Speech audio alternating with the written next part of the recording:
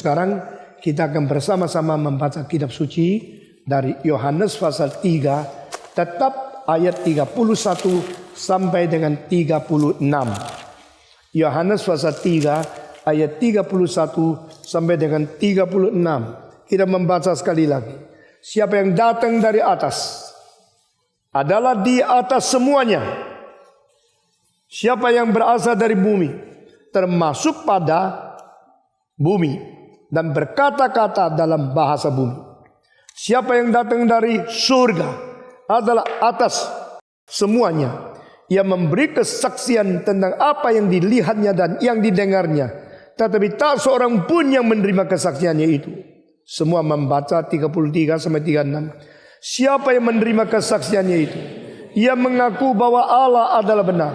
Sebab siapa yang diutus Allah, dialah yang menyampaikan firman Allah. Karena Allah mengaruniakan roh dan tidak terbatas. Bapa mengasihi anak dan telah menyerahkan segala sesuatu kepadanya. Barang siapa yang percaya kepada anak, ia beroleh hidup yang kekal. Tetapi barang siapa tidak taat kepada anak, ia tidak akan melihat hidup, melainkan murka Allah tetap ada di atasnya. Pembacaan kitab suci sampai di sini. Minggu lalu kita menyambung kesaksian kalimat terakhir dari Yohanes Pembaptis sebelum masuk ke dalam penjara. Dan ini sebenarnya adalah kesaksian terakhir, karena di dalam penjara berapa lama tetap tidak ada kalimat yang keluar. Wahyu Tuhan kepada dia tidak lagi diberitakan. Berarti orang sejaman dengan Yohanes Pembaptis tidak ada kesempatan mendengar kalimat apapun setelah Yohanes dipenjarakan. Mengapa dipenjarakan? Karena dia terlalu berani. Untuk apa? Menegur dosa pemimpin. Saudara-saudara, dosa pemimpin tidak pernah ada orang bawa berani secara umum menegur. Semua orang play safe. Semua orang ingin mengamankan diri. Jadi apa yang menjadi faedah bagi dia, dia ngomong. Apa yang mengancam kesejahteraan dia, dia tidak berani ngomong. Itulah manusia, hamba-hamba manusia, hamba-hamba raja, hamba-hamba presiden. Siapa berani mempersalahkan presiden? Bukankah mencari kebinasaan bagi diri sendiri, mencari kecelakaan bagi diri sendiri? Tadi Yohanes mengatakan, kau berdosa karena kau merebut istri saudaramu. Engkau tidak benar. Kalimat seperti ini mengakibatkan marah daripada Herodes, lalu memakai kuasanya sebagai pemimpin politik mempenjarakan Yohanes. Nah, ini kesempatan terakhir. Sesudah itu Yohanes tidak pernah ada satu kalimat yang ajarkan lagi kepada semua. Kalimat satu-satunya keluar daripada penjara yang bisa didengar oleh manusia, yaitu dia mengutus 2 murid yang datang menjenguk dia. Tolong ngecek, tanya sama Yesus, apakah dia Mesias itu atau kita harus mengharapkan yang lain. Kenapa? Karena dia tidak ngerti kenapa rekan paling dekat tidak membesuk saya. Karena waktu saya berada di luar, saya bersaksi bagi dia. Pada waktu saya masuk penjara, dia tidak pernah datang menjenguk saya. Dia penolong, dia juru selamat, dia Mesias. Rekan paling dekat pun tidak ditolong, bagaimana bisa menolong seluruh bangsa? Dia mulai curiga, dia mulai bimbang. Saudara-saudara, jangan kira hamba Tuhan yang besar, kuatnya, luar biasa imannya. Tidak. Elias pernah minta mati. Pada waktu dia dicari, dia ancam untuk dibunuh oleh Hizkiel.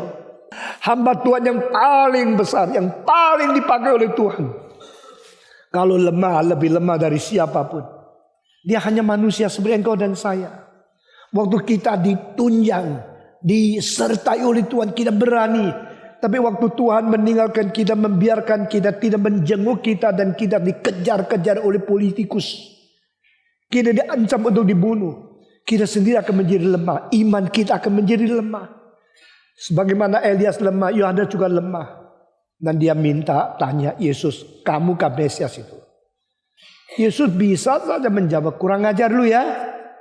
Kamu yang saya utus menjadi saksiku, berani sanksi, berani bimbang, dan berani menjadi goncang iman kepada saya. Yesus tidak. Yesus sangat mengerti kelemahan orang. Kalau kita mencari kelemahan orang lain, langsung kita anggap itu kesempatan menonjolkan diri lebih baik dari dia. Ini pelayanan yang jelek, rekan yang jelek. Rekan yang baik, waktu pelayan lain, rekan dia jatuh di dalam kelemahan, penuh pengertian. Dia adalah menjadi bulu yang terkulai, tapi Yesus tidak mematahkan. Dia sudah menjadi asap daripada sumbu yang sudah hampir mati. Yesus tidak memadamkan. Anak Allah menjadi contoh rekan yang baik.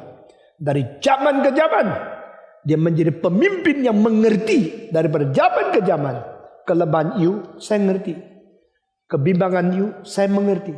Saya rekan, saya pimpinanmu. Tapi mau tanya, kenapa Tuhan tidak menjenguk? Karena Tuhan tahu dia bisa tahan ujian yang berat seperti ini. Kalimat dari Yesus untuk kalimat daripada Yohanes adalah, beritahu kabar dia, barang siapa yang tidak jatuh karena aku, berbahagialah.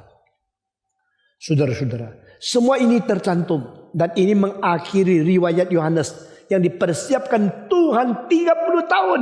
Dan hanya dipakai 1 tahun, lalu biar dia mati. Aduh, pemborosan luar biasa. Kalau tahu dia cuma 1 tahun melayani, tidak usah dong persiapkan dia sampai 30 tahun. Tapi cara Tuhan bekerja berlainan. Orang yang hidup panjang umur, waduh bisa dipakai Tuhan sampai 50, 80 tahun.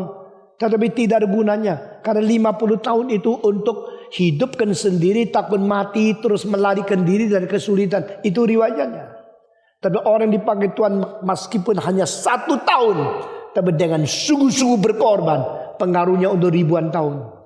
Sehingga hidup tidak tergantung pendek atau panjang. Hidup tidak tergantung kaya atau miskin. Hidup tidak tergantung orang lain menerima atau tidak. Itu semua sekunder.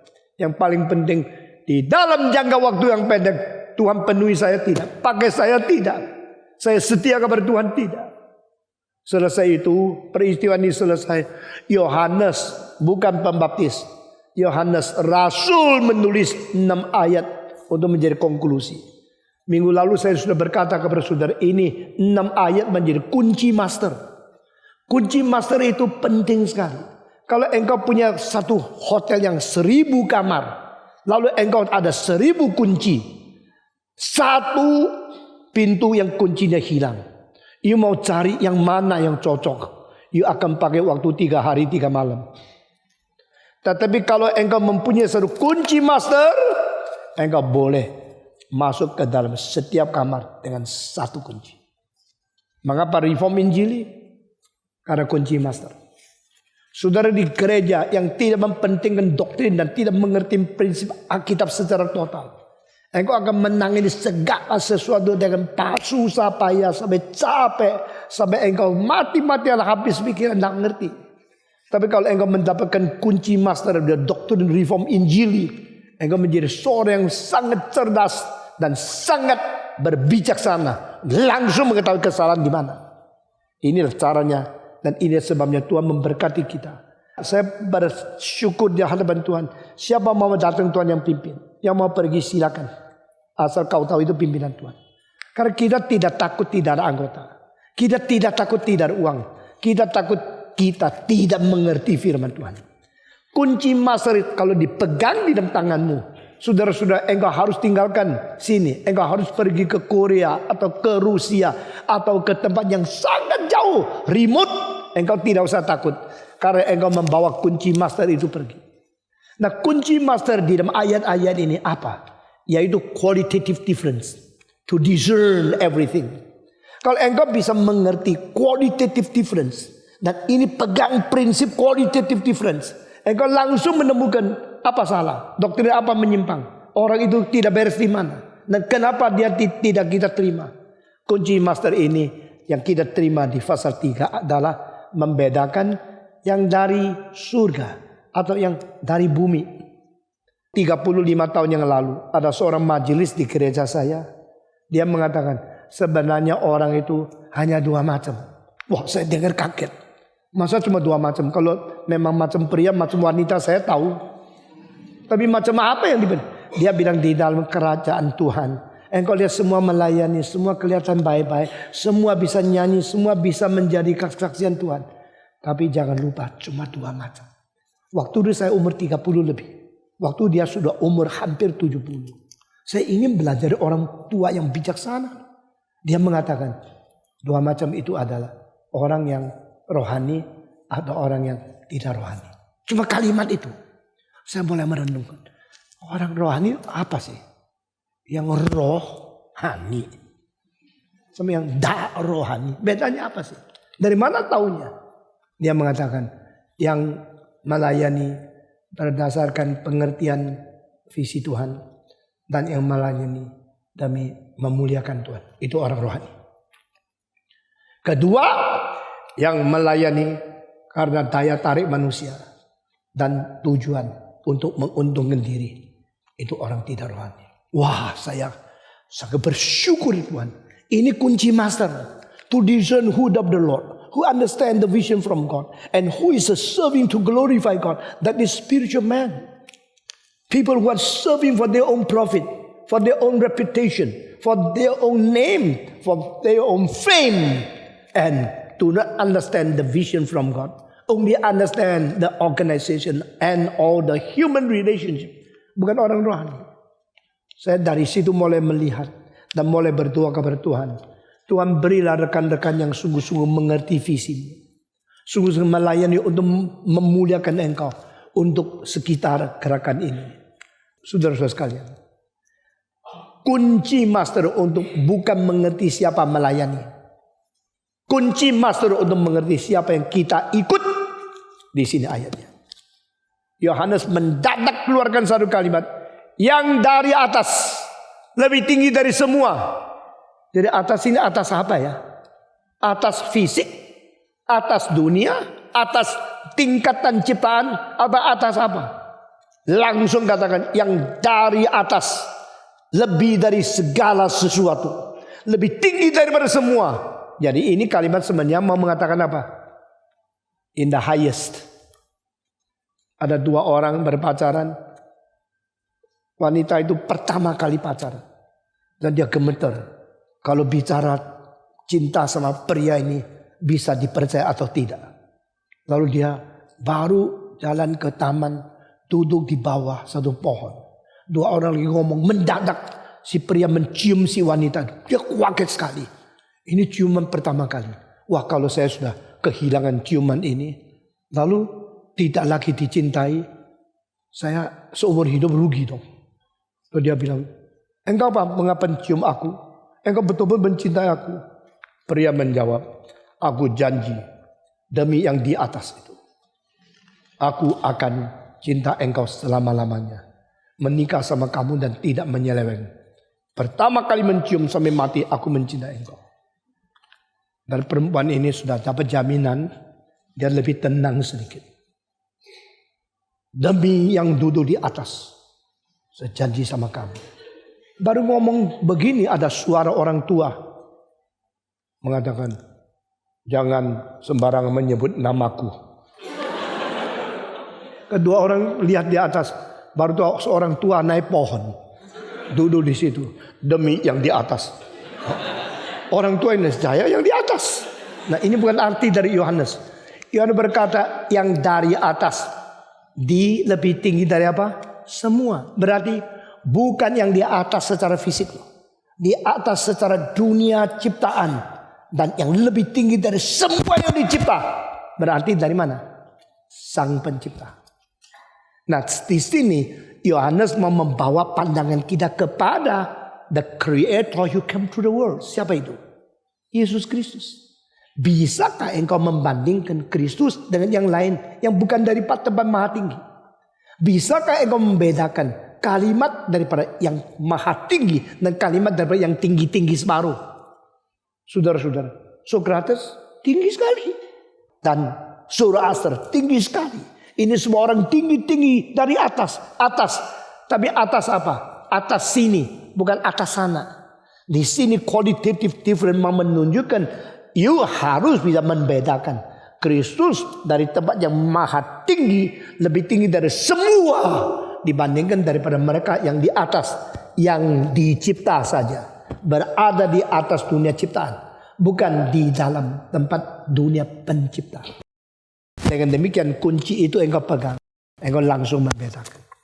Minggu lalu saya sudah bicara, memperbandingkan kalimat-kalimat yang paling hebat di dalam satu sphere yang kita dengar daripada Yesus dibandingkan dengan yang daripada yang lain-lain. Nah, ini menjadi kebiasaan saya. Kalau saya melihat Socrates mengatakan kalimat apa yang penting, Mencius, Moti, Parmenides, Lucretius, Empedocles, Thomas Aquinas, semua orang paling hebat di dalam sejarah mengatakan kalimat apa itu. Langsung saya cari di Alkitab ada nggak kalimat yang mirip yang dikatakan oleh Tuhan. Kalau ada, saya bikin comparison sendiri. Ini kebiasaan saya sendiri. Baca dari siapa yang paling hebat, langsung saya cari. Kalimat ini pernah dikatakan sama seperti mereka yang dikatakan di Alkitab. Kalimat daripada Kierkegaard. Ada satu kalimat mirip dengan kalimat yang dikatakan oleh Paulus. Kierkegaard mengatakan, jikalau orang Kristen pengharapannya hanya kepada dunia yang fana, kita lebih cilaka dari orang lain. Paulus mengatakan, jika kita berpengharapan di dalam Kristus hanya di dunia ini, kita lebih cilaka dari semua orang lain. Mirip. Waktu saya membaca Kierkegaard, mendapatkan satu kalimat mirip dengan Alkitab. Lalu saya mulai pikir, apa bedanya dengan Master Key ini? Saudara belajar ya, comparison. Saya pernah mengatakan kepada saudara 8 tahun yang lalu, studi itu ada 7 tingkat, bukan 1 tingkat. Yang paling rendah itu informative study. Sesudah itu masuk ke dalam comparison study, lalu analytical study, dan akhirnya ada creative study. Setelah engkau bisa membandingkan, bisa menganalisa, kreatif engkau menemukan sesuatu yang berbeda dengan semua sphere. Saudara, sekarang saya minta saudara compare. Yang bisa membedakan, bisa membandingkan dengan pengetahuan yang cukup dan dengan pengertian yang tepat, lalu membandingkan semua level daripada studi, engkau menjadi orang berbijaksana. Baru engkau sadar yang dikatakan oleh manusia bagaimana tinggi ada di situ. Tapi yang dikatakan oleh Yesus Kristus jauh lebih tinggi daripada ketinggian yang tertinggi daripada dunia ciptaan. Karena dia bukan ciptaan, dia sang pencipta. He is the creator. He is not the created being. Dengan creator yang melebihi 3 hal daripada yang dicipta. Pertama, yang dicipta itu dicipta, created. Kedua, limited, polluted. Semua yang dicipta itu adalah ciptaan. Tidak mungkin melompat menjadi sang pencipta. Semua yang dicipta itu terbatas. Tidak mungkin melepaskan diri daripada batasan. Semua yang dicipta akhirnya kejatuhan ada melanda. Tidak ada yang bersih total. Tidak terpoluted. Itu sebab kalimat-kalimat Yesus Kristus yang kau menemukan dengan kualitatif different ini mengakibatkan imanmu berharga lebih tinggi daripada mereka yang percaya kepada orang-orang dunia. Saudara-saudara, poin yang selanjutnya dikatakan oleh Yohanes, karena dia diberikan roh yang tidak terbatas. Pada waktu Yesus Kristus datang ke dunia, dia menjadi tubuh terbatas tidak? Jawab. Waktu Yesus menjadi daging terbatas tidak? Allah yang menciptakan alam semesta menjadi daging yang hanya berapa puluh kilo, itu terbatas. Dia mau masukkan rahim Maria, seorang rahim anak darah yang belum pernah nikah. Dan itu menjadi satu keajaiban, menjadi satu mujizat yang paling besar di dalam hidup dan sejarah hidup. Di dalam Karbak dia mengatakan ini, yang menjadi heran di kekristenan itu 2 hal. Pertama, the empty tomb, filled. Kedua adalah wajib womb yang diisi dan empty tomb yang sudah pergi. Dari rahim seorang anak darah diisi. Dari kuburan yang terisi sekarang dikosongkan. Wajib womb start and empty tomb finished. Inilah keajaiban kekristenan. Ini 2 hal yang tidak ada pada agama lain. Roh Kudus menaungi anak darah Maria sehingga Kristus dilahirkan. Ini mujizat permulaan kristologi. Dan pada waktu Yesus sudah dimatikan, dimasukkan kuburan, dengan kuasa Roh Kudus dibangkitkan, kuburannya menjadi kosong. Yang kosong diisi, yang isi dikosongkan semua. 1, 2, 3. Yang kosong diisi, yang isi dikosongkan. That is Christianity. Kenapa kita percaya kepada Yesus Kristus? Karena kita percaya kepada satu yang bukan hasil pertemuan sperma dengan telur wanita. Ini langsung, direct, langsung campur tangan Tuhan Allah di dalam hidup manusia yang dicipta, yaitu seorang anak darah, seorang perempuan yang tidak pernah hubungan seks dengan siapa-siapa, dipinjam rahimnya untuk inkarnasi. Dan satu kuburan yang sudah diisi, Tuhan kosongkan untuk menjadikan seorang juru selamat, pengharapan bagi semua yang mengikuti. Karena kuburan orang yang berisi, maka dia tidak mungkin memberikan pengharapan isi kepada pengikutnya. Karena kuburan Yesus itu kosong, maka yang mengikut Yesus itu terisi. Ini berbeda sekali. Engkau mengikut siapapun, engkau mengikut seorang yang terisi di dalam kuburan. Justru karena kuburan Yesus itu kosong, maka mengikut Yesus hidupnya tidak kosong. The virgin womb is a miracle. The empty tomb is a victory. Satu campur tangan Tuhan yang membuat rahim terisi tanpa sperma, menjadikan kuburan tidak lagi terisi karena kuasa kebangkitan. Itu menjadi pengharapan bagi kita. Dan di tengah-tengah the virgin womb and the empty tomb, Christ and the life of Jesus Christ was filled by the infinite spirit. Saudara-saudara, dari kuburan kosong, daripada rahim yang terisi dan kuburan yang kosong, kita melihat ada seorang yang diberikan roh yang tidak terbatas. Nah, ini kunci kedua. Kunci master mengerti dari atas. Kunci kedua mengerti dia mendapatkan roh yang tidak terbatas. Istilah yang paling penting mengenai Roh Kudus itu di Alkitab ada berapa tempat. Salah satu the infinitive spirit. Salah satu lagi the Holy Spirit. Salah satu lagi the Spirit of the Truth. Salah satu lagi the Spirit of Eternity. Nah, ini empat yang paling penting. Dia ada roh yang tidak terbatas. Dia ada roh yang suci. Dia ada roh kebenaran. Dan dia ada roh yang kekal. The eternal, the truth, and the holy, and the infinity spirit. That is Spirit of God. Tidak ada roh yang tidak terbatas kecuali roh Allah. Tidak ada roh yang substansinya sama sekali suci kecuali roh Allah. Tidak ada roh yang sendiri ada kebenaran kecuali roh Allah. Tidak ada roh yang tidak terbatas kecuali rohnya Allah. Ini empat indikasi membuktikan di dalam diri Yesus Kristus bukan cuma inspirasi agama, bukan cuma kreativitas dari agama, tetapi adalah roh Allah yang tidak terbatas, yang suci, yang kekal, yang adalah kebenaran berada di dia. Saudara-saudara, mengenai istilah kebenaran, sudah menemukan tidak pernah ada satu orang berani mengatakan akulah kebenaran.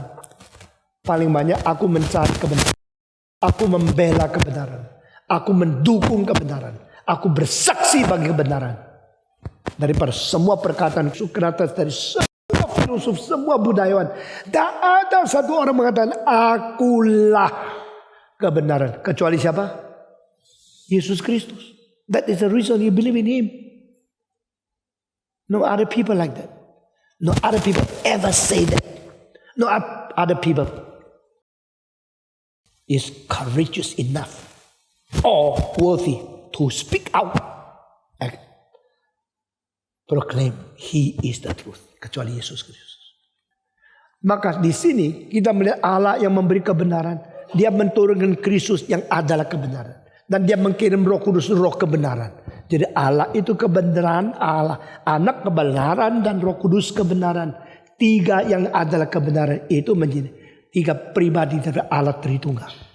Kita bersyukur kepada there's no other God like this. The only God is a triune God.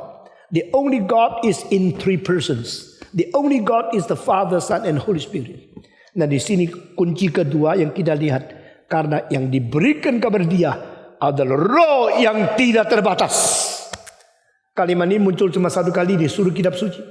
Tidak ada tempat lain.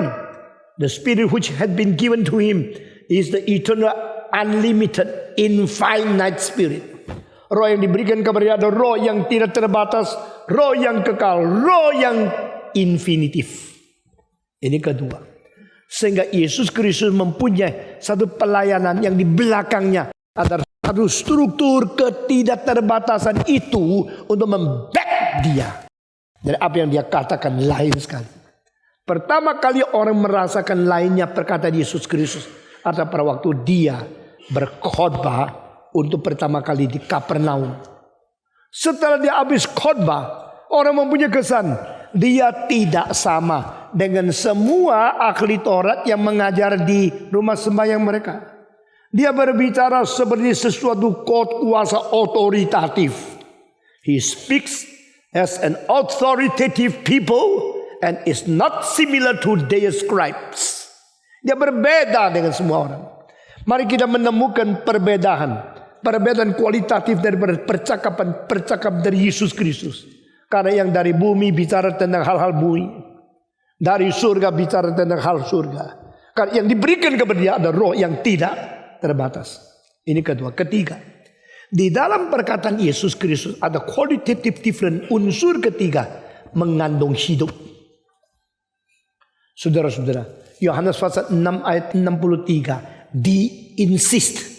ditekankan satu lagi. The word which I have spoken to you is spirit and is life. Heran, tidak ada orang kalimat-kalimat aku ngomong kepadamu itu adalah roh, itu adalah hidup. Tidak ada orang berani mengatakan kalimat-kalimat, kataku itu kata roh, kata hidup. Hanya Yesus Kristus.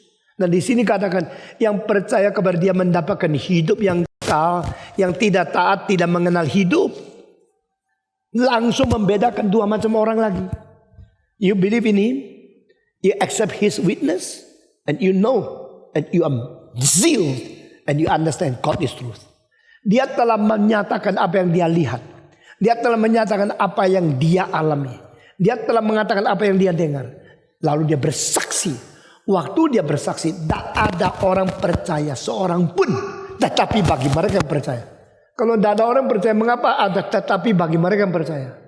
Yaitu mereka yang taat dan mau terima kesaksian Roh Kudus untuk Yesus Kristus. Seorang mengatakan satu kalimat yang sulit dipercaya, tetapi dijamin oleh seorang bisa dipercaya. Maka orang yang dengar itu mengatakan kalau begini, oke, bolehlah kita percaya. Kalimat-kalimat yang sulit dipercaya itu sering terjadi dalam sejarah.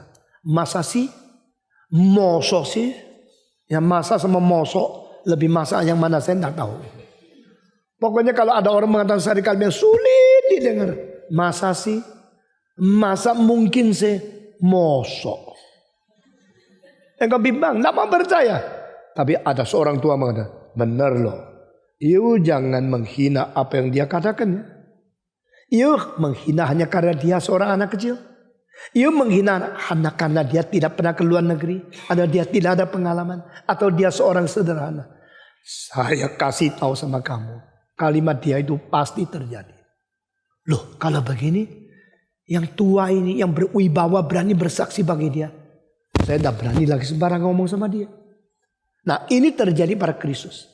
Nanti sampai pasal 5 baru engkau mengatakan double, triple. Dan lebih daripada 3, 4, 5 sampai 7. Ini menyatakan satu prinsip Alkitab. Bukan Yesus ngobrol sendiri.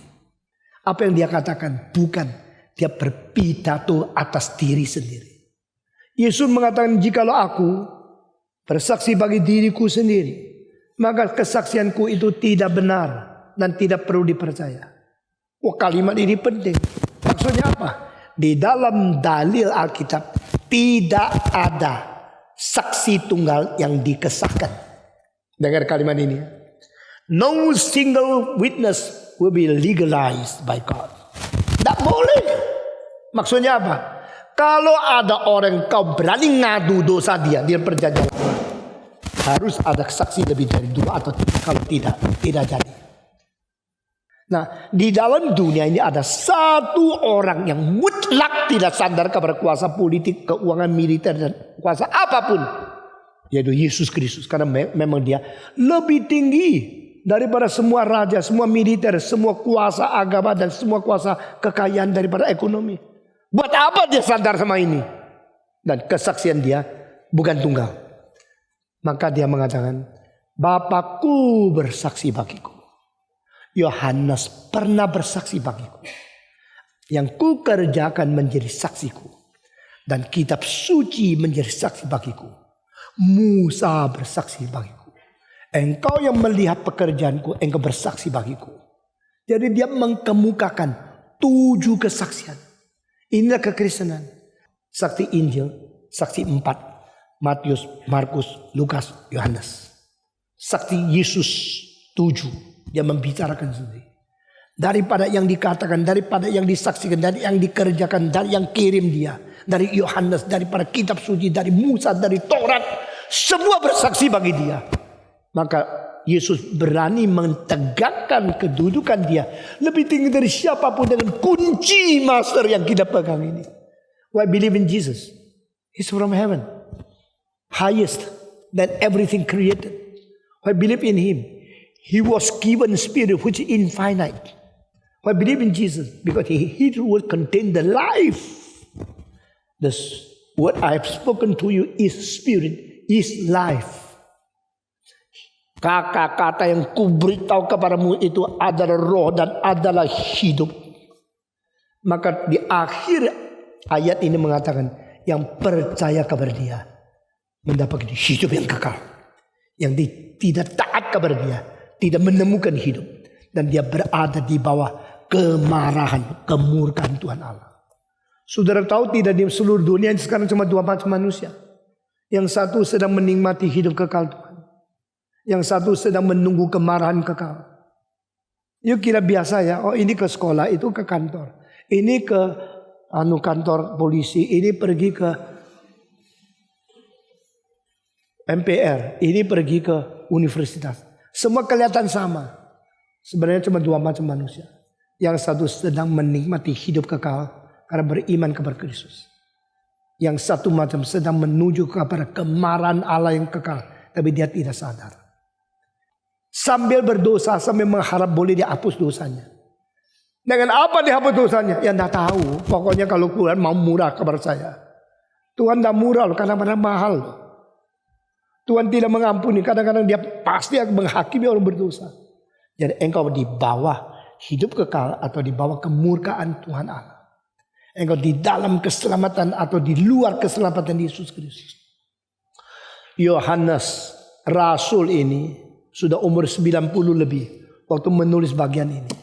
Saat itu Yohanes masih hidup, Petrus sudah mati, Paulus sudah mati. Dan dia menyimpulkan kesaksian Yohanes tentang Yesus Kristus dan memperbedakan Yesus Kristus semua orang yang bicara di luar Yesus.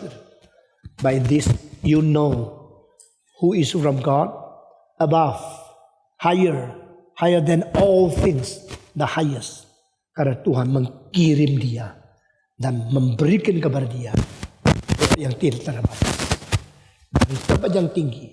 Dan roh yang paling mutlak tidak terbatas.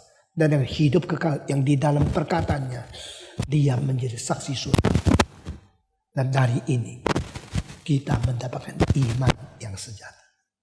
Nah, saya kira hari ini saya selesaikan ayat 36. Dan selanjutnya kita mulai dengan pasal keempat. Pasal ketiga Yesus bicara sama Nikodemus dan bicaranya dari surga. Pasal keempat Yesus bicara sama perempuan. Yang satu bermoral tinggi, satu bermoral merosot. Yang satu laki-laki beragama, yang satu perempuan yang ikut-ikutan tradisi agama. Satu menyelidiki Taurat dan belum menemukan hidup di dalamnya. Satu mencari kesenangan seks tapi tidak menemukan kepuasan. Ini semua perbandingan yang luar biasa. Kita sudah selesai pasal 3. Tuhan mempersiapkan hati kita masuk ke dalam pasal keempat. Mari kita berdoa. Bapa di dalam surga, kami berterima kasih karena cinta kasih yang ajaib dan pimpinan dengan kuasa surgawi. Tuhan sudah kirim dan Tuhan sudah memberkati kami. Kami berdoa kira kami boleh mendapatkan kunci master. Boleh mendapatkan prinsip total. Boleh mendapatkan fondasi yang tidak tergoncangkan di dalam firman Tuhan. Untuk bisa membedakan iman yang kami terima dari firman dengan mereka yang menerima iman daripada pikiran-pikiran dan pembicaraan manusia yang paling tinggi. Sehingga kami menemukan Engkaulah lebih tinggi dari segala sesuatu. Engkau di atas segala semua. Engkau bersaksi dengan kesaksian kebenaran yang sah. Dan kami boleh mempunyai iman yang sungguh di dalam Yesus Kristus. Dengar doa kami yang kami panjatkan dalam nama Yesus Kristus, penebus dan juru selamat kami yang hidup. Amin.